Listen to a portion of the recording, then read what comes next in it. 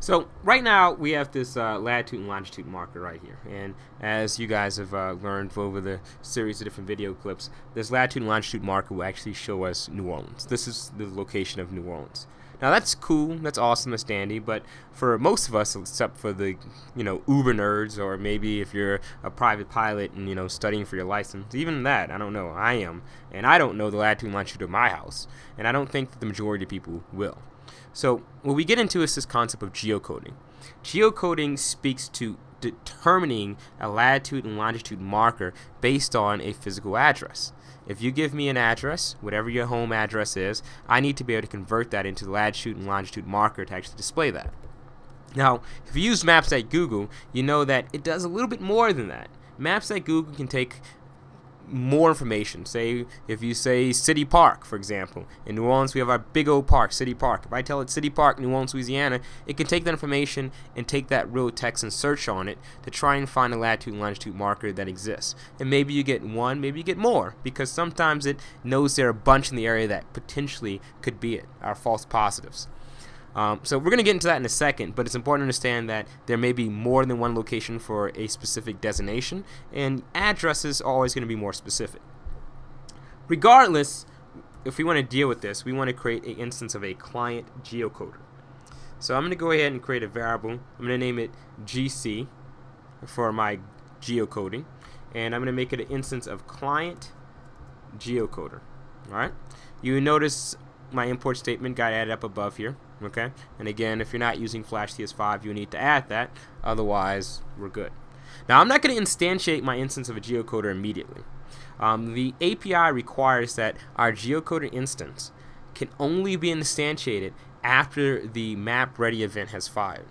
Now I think that this is to prevent users from attempting to use just the geocode portion of the Google API, and that's probably what it is. But regardless of the fact, your map instance has to be created, the map ready event has to fire, and if you attempt to instantiate it before that happens, you will get a series of different errors that pop up, and your application may or may not work properly. So I want to instantiate the instance because I want it to be globally available within my application, or I want to create the instance, but I don't want to instantiate it yet.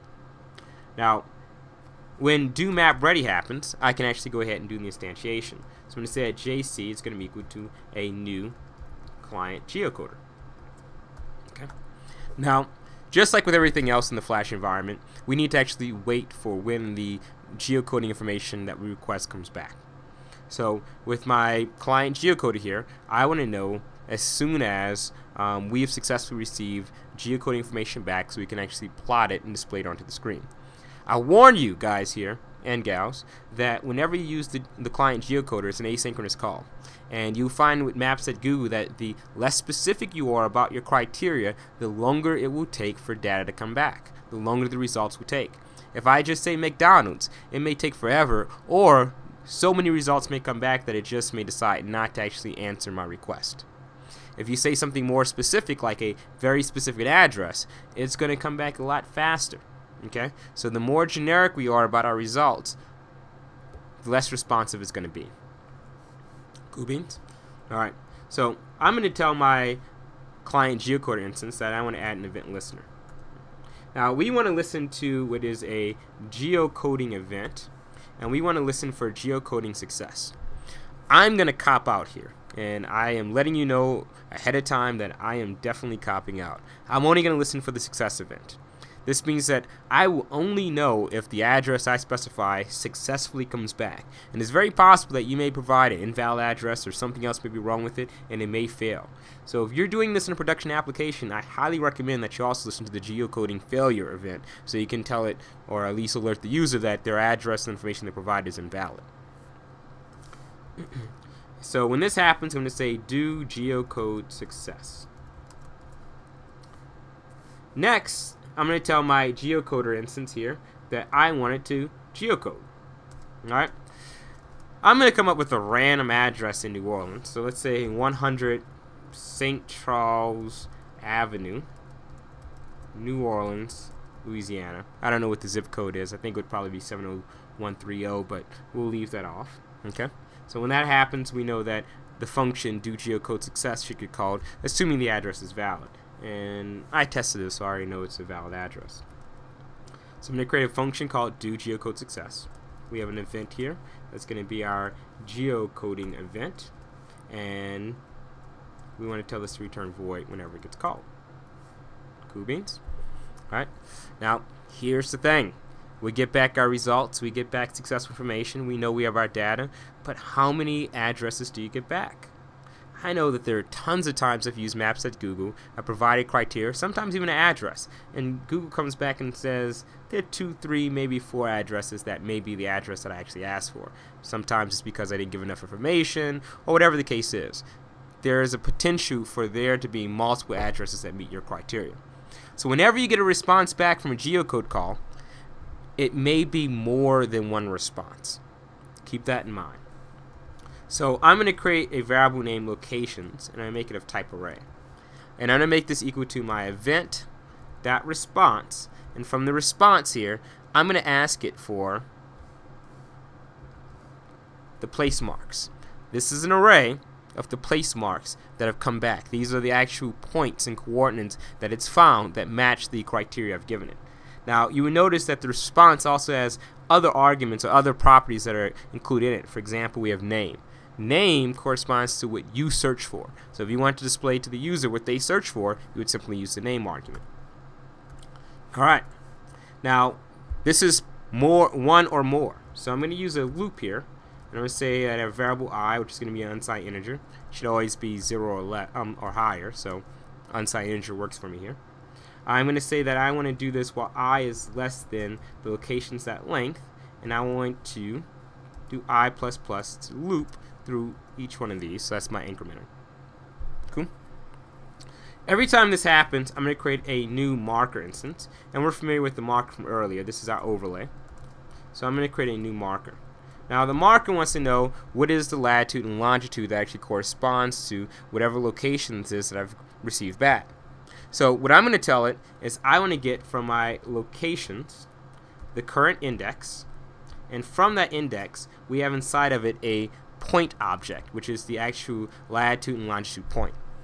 Now you want to take a look at the SDK's API reference, because there are other things here in addition to that. You have names and other values that we could use to customize the markers tooltips using marker options like we did before. You could also use this to help you figure out what kind of icon you want to display. Is this a business, is this a residence, or other criteria that you may find that helps you out for whatever your personal needs are. I'm going to tell my Google Map instance now that I want to go ahead and add an overlay, just like we did before. And I'm going to add the marker overlay whenever this happens. So let's go ahead and run this. Now for St. Charles, this actually works out well, because you see that St. Charles, and I'm going to zoom in a little bit. Let's see, zoom in a little bit more. St. Charles is pretty close to my original marker, so we could easily see it all at once, and so it fit into our whole scheme. But let's try something that's a little broader. Instead of searching for St. Charles Avenue, I'm going to take a look at City Park.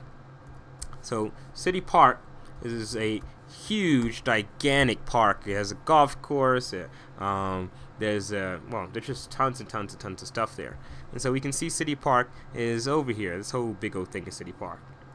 Now, if I go in and I zoom in a little closer, let's say with a 16, and we run this application again, you see that the marker we see here is our center marker.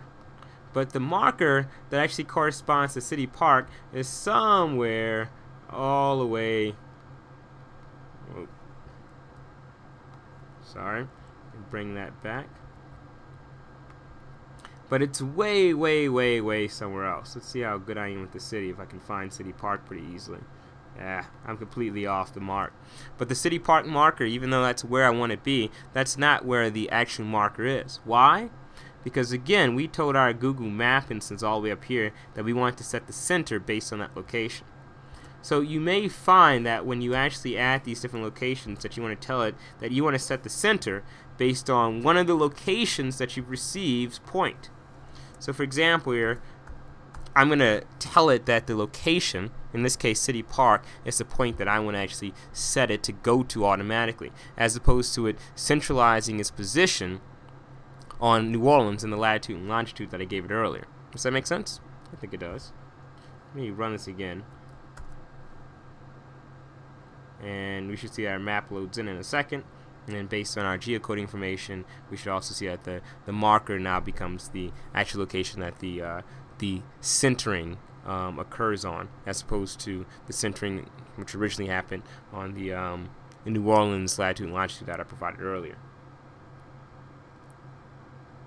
So here it's loading in, and this is City Park right off Harrison, and so now we're centralizing the position. Look at that! Isn't that a beautiful park? It's a great place. I bring my kids there all the time. They have a ball. So if you're ever in the city, and there's a stadium off the side, we can see the bayou and all the different aspects of it. The zoo is right off of it. Everything's awesome. Okay, so now what we're doing is we're using geocoding information to do this. Now this is, again, only tipping the very tip of the iceberg. There's so much more that we can actually do. If we wanted to, we could also take advantage of not only location-based positioning using geocoding, but we can ask for directions using geocoding. There's an entire direction-based API, and the direction-based API even allows you to say what types of directions you want. Driving directions? Do you want walking directions? Do you want public transportation directions, assuming public transportation is available for the area or the city that you live in? And so this is not limited to just those things. We even have the ability to take this stuff and use the Google Earth elements of the API into 3D maps if we wanted to.